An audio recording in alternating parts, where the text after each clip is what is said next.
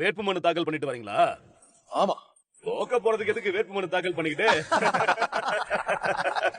ஏய், யார் தோக்க போறது? வேற யாரு? நீங்க தான். தொகுதியில என்னை எதிர்த்து ஜெயிக்கிறதுக்கு புதுசா ஒருத்தன் பிறந்துதான் வரணும். ஆல்ரெடி பிறந்து வந்துட்டான். தென்னரசு தான் கண்டிப்பா ஜெயிப்பான். என்ன சிவபதி, அதிர்ச்சியா பாக்குற? சிவபதியை எதிர்த்து யார் நின்னாலும் தோத்துருவாங்க. ஆனா அவர் பையனே நின்னா எப்படி இருக்கும்னு நான் நினைச்சு பார்த்தேன்.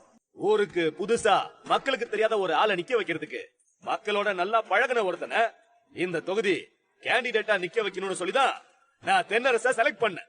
என்ன சிவபதி, உன் பையனை உனக்கு எதிராக நிக்க வச்சிருக்கன்னு பயமா இருக்கா? எனக்கு என்ன பயம்? இதுக்கு 25 வருஷம் அரசியல் அனுபவம் இருக்கு. அவனுக்கு என்ன இருக்கு? என் கூடவே இருந்ததுனால அவன் பெரிய ஆள் ஆயிடுவானா? இல்ல மக்கள் தான் அவனை நம்பி ஓட்டு போடுவாங்க. தொகுதி முழுக்க உங்க பேர் தான் கெட்டு போயிருக்க.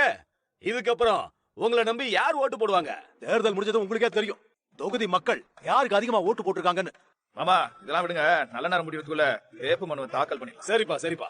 தென்னரசு, உங்க அப்பா கிட்ட ஆசீர்வாதம் வாங்கிக்கப்பா. அப்பா, நான் ஜெயிக்கணும்னு ஆசீர்வாதம் பண்ணுங்கப்பா. வாப்பா போலாம்.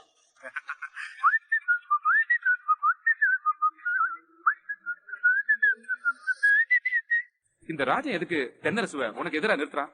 தென்னரசுக்கு ஒண்ணு மக்கள் கிட்ட செல்வாக்கு இல்லையே.